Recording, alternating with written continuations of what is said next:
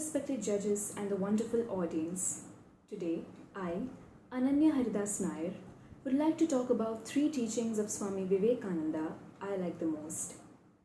Now, though his name needs no introduction, I would like to brief out a little bit about his life in a few words.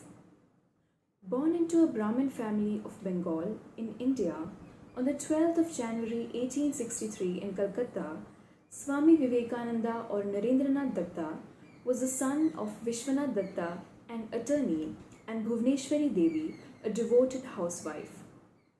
This disciple of the great Indian mystic Swami Ramakrishna Paramhans is best known for his unprecedented speech which he gave in Chicago at the World's Parliaments of Religions, beginning with the golden words, "Sisters and Brothers of America," for which he got a standing ovation of almost 2 minutes from the crowd of 7,000.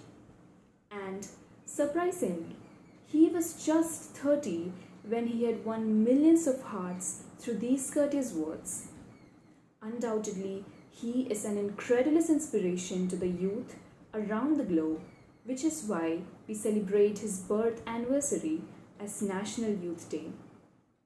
Now, this legend, though he died at an early age due to a rupture in a blood vessel of his brain, he left the world with numerous unparalleled teachings from throughout his life in those 39 years, three of which I will be sharing with you today. Swami Vivekananda had once said, "Anything that makes you weak physically, intellectually, and spiritually, reject as poison." For a human being physically strong, intellectually sharp, and spiritually advanced are the chief aspects of building a better personality. If a fluctuation is created in the uprightness of these aspects, then personal growth is almost impossible. Now, imagine yourself to be in a hypothetical situation of being able to fly.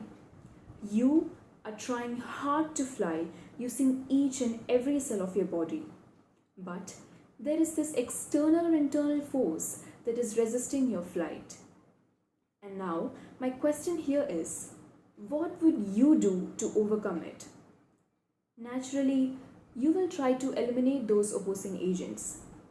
This is exactly what Swami Vivekananda has conveyed here, that immediately avoid all the factors inducing weakness into your physical, intellectual, and spiritual life so that you discover the true beauty in you and reach great heights.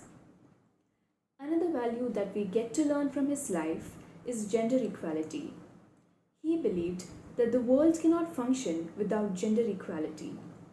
He understood that the disgrace of our nation was a result of utter neglect of Indian women. He even explained this, giving an example of a bird and that a bird could fly only when both its wings work in harmony.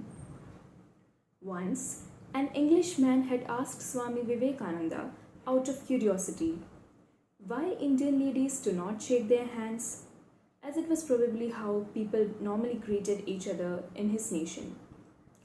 Swami Vivekananda instantly laid back a question to the man. Can an ordinary citizen of your country shake hands with the Queen? To this, the man replied with a no.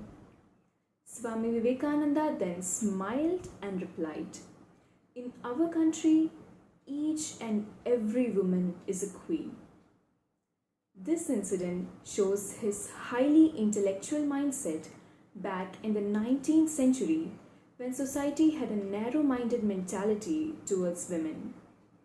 Lastly, his teaching that I praise the most is, talk to yourself once in a day. Otherwise, you may miss meeting an excellent person in the world.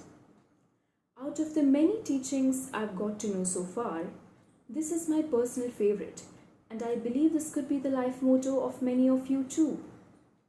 Being a teenager, I tend to face self-esteem issues once in a while, and this one quote comes to my rescue in those times.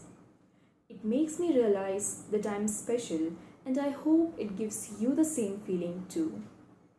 With this, I would like to end my speech with the most iconic lines of Swami Vivekananda. Arise, awake, and stop not till the goal is reached.